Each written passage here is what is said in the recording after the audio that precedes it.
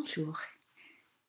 Vous savez qu'on est en train de faire un MOOC en ce moment avec une partie des Rakusu qui porte sur la justice, qui s'appelle Une justice réparatrice, une approche bouddhiste. Réparatrice, ça veut dire, enfin, si je traduis le nom de l'article, c'est littéralement une justice qui guérit. Et en cherchant des documents pour travailler sur ce MOOC, je suis tombée sur un long texte de Tanisaru Bhikkhu. Je pense que la plupart d'entre vous, vous le connaissez. C'est un moine américain de la tradition de la forêt qui écrit beaucoup et c'est toujours très intéressant ce qu'il écrit. Et c'est un article assez long, comme je le dis, et je me suis dit, oh non, j'ai fait une traduction brouillon pour moi, mais j'ai pas envie de la remettre à jour, et je suis pas sûre que tout le monde ait envie de la lire. Donc, j'ai pensé que j'allais l'enregistrer, ou enfin donner un résumé enregistré, et que ça pouvait s'adresser à tous les rakusu, parce qu'il pose une question qui est intéressante, qui dit, comment ça se fait-il que dans le bouddhisme, on ne parle jamais de la justice, que justice au sens pénal, justice sociale, etc., etc., alors que c'est vrai que en Occident, c'est un des thèmes centraux, à la fois de la philosophie, mais aussi de la vie pratique, du droit, etc. Donc voilà, c'est de ça dont je voudrais parler. Je vais faire un petit morceau pour laisser le temps de réfléchir, et puis moi aussi pour me laisser le temps de préparer mes notes. Mais pour commencer, donc, je vais faire un premier détour. Et contrairement à ce qu'on imagine, le Bouddha parle toujours de la simplicité de vie. Mais il ne parle pas du tout de rester dans le dénuement ou la misère. C'est pas du tout la même chose. Par exemple, il dit que chaque personne doit avoir suffisamment à manger, suffisamment de quoi de se vêtir, de quoi un abri, un lieu pour se protéger de le soleil, la pluie, etc. Et puis des médicaments pour se soigner en cas de maladie. Et à ces choses basiques de la vie du corps, il ajoute aussi l'instruction. Il dit que c'est très important l'instruction parce que c'est ce qui permet la réflexion et donc c'est ce qui permet d'avoir un retour sur sa propre vie et ce qu'on veut de sa propre vie, etc. Donc ça c'est ce que le Bouddha pose pour chaque personne. Alors évidemment pour nous, ça nous paraît le dénuement le plus absolu d'avoir un bol et enfin il n'y a pas qu'un bol si on lit la liste des choses que les moines sont autorisés à avoir, ça nous paraît le dénouement, mais il ne faut pas oublier qu'on est dans une autre civilisation, un autre contexte, etc. Et que dans notre civilisation, dans notre contexte, il y a des millions, peut-être milliards de gens qui n'ont pas ces choses basiques. Donc ça, c'est la première chose. Le Bouddha ne parle pas ni de misère, ni de dénuement, mais de simplicité. Ensuite, il y a peu de sutras portant sur le social, justement. Même s'il était proche des rois, notamment le roi Bimbisara, etc., il y a peu de choses. Il y a deux sutras, en fait, qui parlent du gouvernement habile des rois, en montrant des mauvais exemples, un roi qui est trop sévère, un roi qui n'est pas assez, enfin voilà. Mais par contre, il y a un sutra qui parle, et ça, c'est vraiment intéressant parce que même pour nous, pour notre société actuelle, c'est intéressant. Il y a un sutra qui dit, même si on donnait une montagne d'or, on rassemble 10 personnes, on leur donne une montagne d'or chacun, eh bien, ils continueraient à être insatisfaits. On le voit avec nos très riches qui semblent insatisfaits puis qui continuent à chercher. Voilà. Donc ça, c'est la première approche qui est importante de garder à l'esprit pour comprendre ce travail sur la justice. La deuxième, alors là, elle est encore plus importante et plus difficile à comprendre, c'est le cadre de pensée dans lequel on fonctionne. Qu'on le veuille ou non, qu'on soit bouddhiste, entre guillemets, ou non, nous avons tous un cadre de pensée qui est complètement judéo-chrétien. Je pense que changer ce cadre de pensée, c'est la chose la plus difficile et je pense que peu d'entre nous arrivent à le faire. Notre cadre de pensée, donc judéo-chrétien, c'est nous avons une vie qui commence à la naissance, une vie qui se termine à la mort, une vie qui est unique et pendant laquelle il est normal de rechercher la satisfaction des désirs et besoins à la fois matériels, psychologiques, humains, sexuels, affectifs, etc. Ça, c'est la vision que nous avons tous quelque part à l'intérieur de nous-mêmes. L'autre vision, c'est celle, le cadre pensée, le cadre de vie, la façon dont sont vues les choses à travers les enseignements du Bouddha. dans la première partie de la nuit de l'éveil, c'est bien dit, le Bouddha revit toutes ses vies antérieures et il voit ces vies qui apparaissent, disparaissent, etc. Alors des milliards de mondes qui existent, qui n'existent plus, enfin voilà. Et il dit des vies aussi nombreuses que le grain de sable du Gange. Si vous êtes sur une plage, si vous avez été sur une plage cet été, voilà, eh bien vous pensez à ça, essayez de regarder. Moi j'y pense quelquefois quand je regarde une prairie, des herbes, ou bien simplement des feuilles, on pourrait dire, nous avons eu des vies aussi nombreuses que toutes les feuilles de cette forêt. Voilà, c'est inimaginable pour nous, des mondes qui existent et qui n'existent plus, et puis de nouveaux mondes, etc. C'est complètement inimaginable pour nous, mais c'est le cadre de vie, de compréhension de la vie d'un bouddhiste, du Bouddha, dans ses enseignements. Donc, dans cette vie-ci actuelle, qui est une à travers des milliards de vies et des milliards de vies peut-être encore à venir, le principal, c'est la délivrance de la route du samsara. C'est de pouvoir sortir, ne plus retomber dans ces vies qui sont des vies où nous serons meurtris, blessés nous-mêmes et où nous allons meurtrir et blesser les autres. Donc ça, c'est vraiment le plus important, d'abord parce qu'on ne peut pas comprendre le refuge, le quatre vœux, les sutras, si on ne comprend pas ce cadre de pensée. C'est pas un dogme en même temps, hein. On n'est pas à dire, mais si je ne crois pas à ça, ça c'est aussi une perspective très judéo-chrétienne, si je ne crois pas à ça, alors je ne suis pas bouddhiste. C'est pas un dogme, mais encore une fois, ça n'a pas de sens, on ne réalise pas le sens profond des choses si on ne peut pas comprendre que le cadre de pensée, que la perspective sur la vie actuelle est complètement différente. Elle n'a rien à voir entre la nôtre, entre guillemets, celle de notre société, et celle proposée par le Bouddha. Voilà, ça c'est la première partie. Little pause.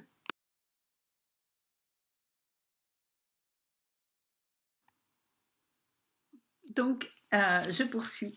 Là, je voudrais faire une première approche sur la justice. Alors, on ne va pas devenir des légistes, tout ça, mais il y a quand même une question qui se pose, enfin qu'on ne pose pas, mais qui peut se poser, c'est pourquoi punir? Pourquoi la punition? On parle de justice pénale, bien sûr, on parle de justice en cas de vol, de meurtre, etc. Pourquoi punir? Alors, il y a 4 niveaux, et je pense que c'est intéressant de les voir, d'abord parce que Thanissaro Bhikkhu les reprend après un par un pour montrer leur rapport avec les enseignements bouddhistes. Le premier, c'est ce qui s'appelle la justice rétributive. On va punir le mal commis parce que l'auteur est responsable et qu'il doit répondre de ses actes. Et plus le mal causé sera important et plus la punition sera forte. Première. La seconde, c'est la justice préventive. La punition sert à défendre la société, à décourager soit la personne qui a fait l'acte, soit d'autres personnes à commettre des actes similaires. C'est donc une punition dissuasive. Et pour que cette punition soit vue comme juste, dans ce cadre de justice préventive, il faut qu'elle soit assez forte pour être dissuasive. La troisième, c'est ce qui s'appelle la justice réhabilitatrice. C'est-à-dire que on pense que la punition a une vertu rééducatrice, que les personnes peuvent changer et que si par son acte la personne s'est exclue de la société, elle doit pouvoir réfléchir et changer pour se réintégrer à la société. Ce qui fait qu'une punition juste sera une punition mesurée afin de ne pas décourager la personne dans ce désir, peut-être pas désir, mais cette possibilité de changement. Et la quatrième, c'est ce qu'on appelle la justice compensative. Elle est centrée sur les victimes et plus sur l'auteur de l'acte. C'est-à-dire que la punition juste va être proportionnelle à la souffrance des victimes. C'est très actuel, hein. Les victimes, on le dit, ont de plus en plus de place. Alors, après, c'est pas à moi de dire si c'est bien ou pas, mais c'est une justice qui va, où la punition juste sera proportionnelle à la souffrance des victimes. Et bien sûr, là où on arrive, c'est que souvent, il y a un désir de punition très fort et on s'approche de la vengeance, en quelque sorte. Donc, à partir de là, d'une part, Thanissaro Bhikkhu donc, a réfléchi sur pourquoi pourquoi est-ce que ce thème de la justice n'existe pas pratiquement dans les enseignements, et est-ce que ça peut être un apport de l'Occident de mettre ce thème de la justice dans les enseignements du Bouddha. Et ensuite, et ça c'est le fait avec les personnes qui font le MOOC, il y a cette perspective bouddhiste sur une autre forme de justice qui serait une justice réparatrice. Voilà, je vais continuer donc par Thanissaro Bhikkhu après une autre pause.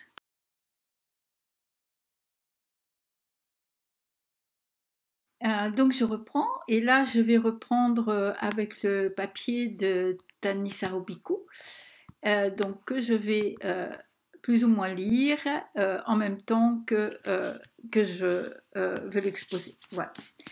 Donc, la question de la justice.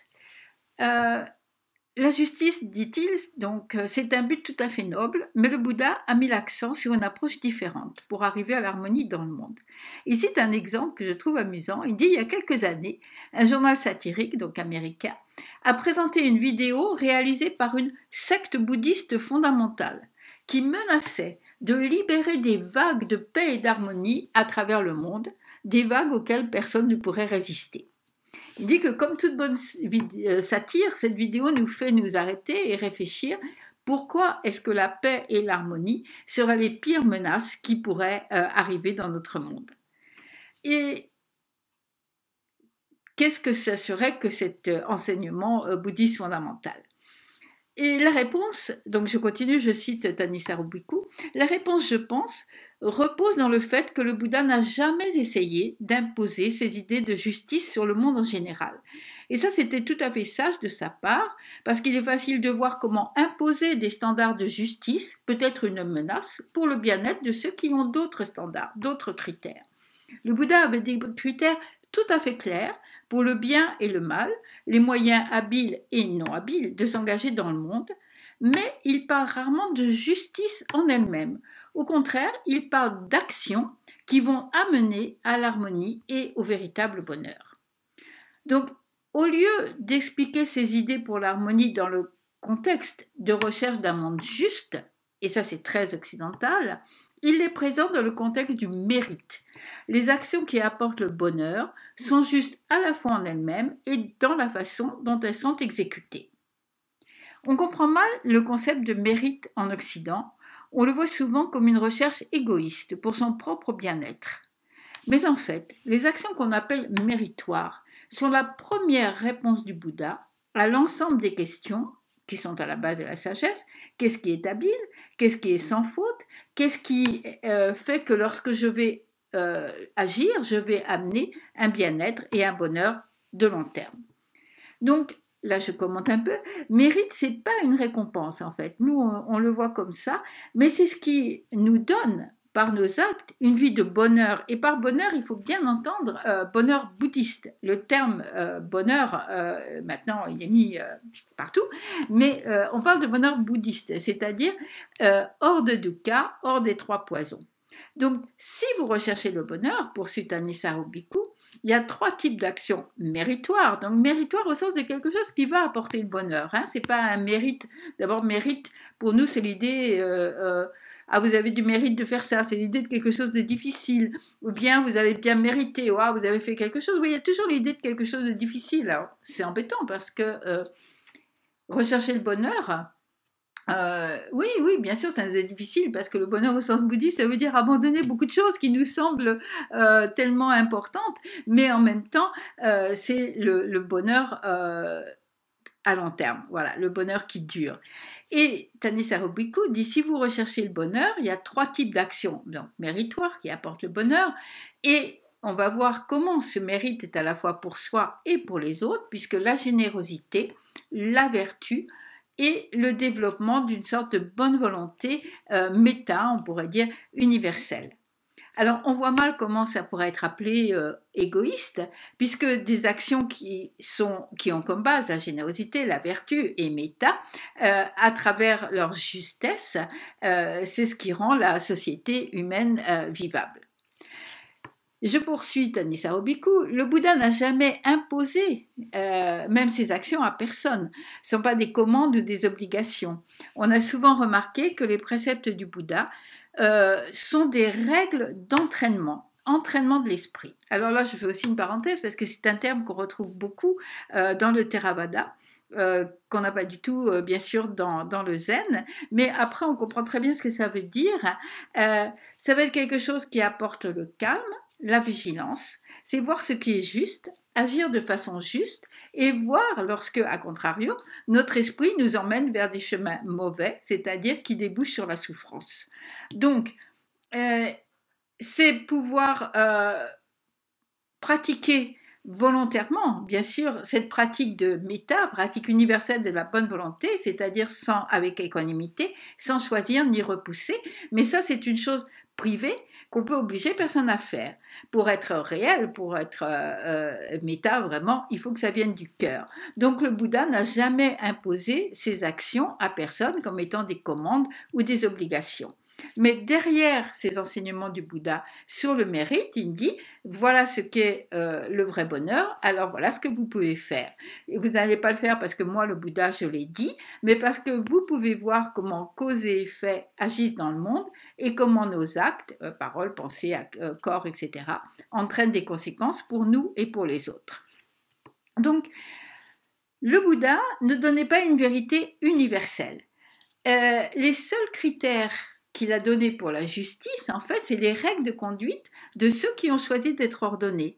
Et à part ça, il parle simplement de comment mettre fin à la souffrance. Donc, sa parole ne vient pas d'une position, en fait, de pouvoir, mais de l'honnêteté avec laquelle il parle et de l'efficacité de ce qu'il propose dans la recherche d'un bonheur sans fin. Ça veut dire qu'il ne se met jamais en position d'imposer ses idées à une personne qui ne les accepterait pas volontairement.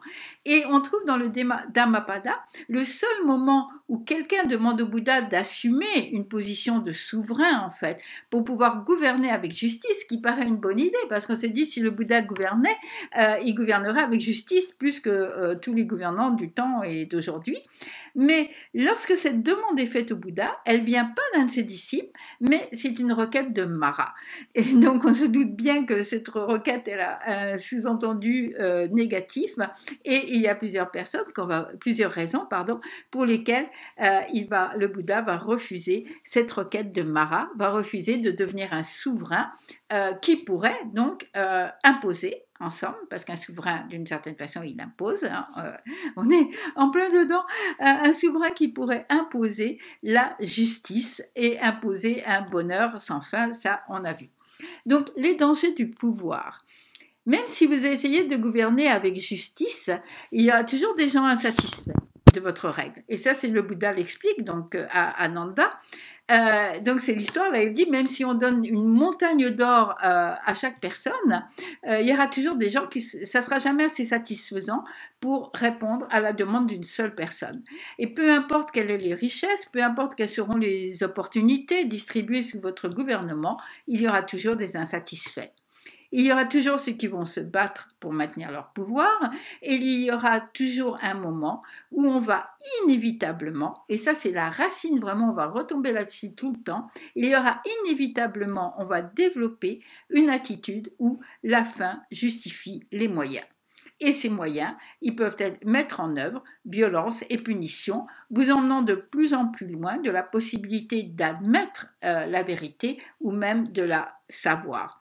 Étant donné qu'en plus, le fait d'être en position de pouvoir signifie que vous êtes entouré en quelque sorte de flatteurs, de courtisans, donc de personnes qui cherchent à vous empêcher de connaître la vérité sur eux ou une vérité autre que celle qui les arrange. Et pour le Bouddha, ce pouvoir politique était si dangereux qu'il recommande toujours à ses moines d'éviter autant que possible de s'associer avec quelqu'un qui gouverne. Parce que si la politique est mauvaise, et toute politique provoquant des insatisfaits, ce seront les moines bouddhistes qui en seront à blâmer. Donc cette idée que même avec la meilleure volonté du monde, on va arriver à un moment à la fin justifie les moyens, elle va être présente à travers tout ce texte. Je poursuis. Une autre raison pour le Bouddha de refuser d'essayer d'imposer ses idées sur la justice à d'autres personnes était qu'il voyait l'effort de rechercher la justice en soi, qui serait une fin absolue. Et elle est contraire au but principal de ces enseignements, la fin de la souffrance et la façon d'atteindre un bonheur vrai et sans obstacle. On a à choisir quelle est la fin vers laquelle on se dirige. Est-ce que cette fin, c'est une fin d'imposer la justice, qui paraît effectivement une fin tout à fait nécessaire ou une fin tout à fait importante, mais cette fin-là risque, parce qu'elle a besoin de pouvoir. Pour imposer la justice, on a besoin de pouvoir. Risque d'arriver à ça, la fin justifie les moyens, tandis que la fin de la souffrance et la façon d'atteindre un bonheur vrai et sans obstacle ne peut passer que par l'intérieur, ne peut être qu'une démarche individuelle. Donc, le Bouddha n'a jamais essayé d'empêcher les gouvernants d'imposer la justice dans leur royaume, mais il n'a jamais non plus utilisé le dharma pour justifier une théorie de justice. Et plus important, il n'a jamais non plus utilisé l'enseignement sur les karmas passés pour justifier les mauvais traitements des personnes faibles ou désavantagées, quel qu'ait été leur karma passé. Si vous maltraitez ces personnes, le karma du mauvais traitement devient le vôtre. Et d'autre part, le fait que ces personnes soient actuellement faibles et pauvres ne signifie pas que leur karma va les obliger, même dans la vie présente, à rester faibles et pauvres. On n'a aucun moyen de l'extérieur de savoir quels sont les autres potentiels qui vont naître du karma passé. Hop, une autre pause.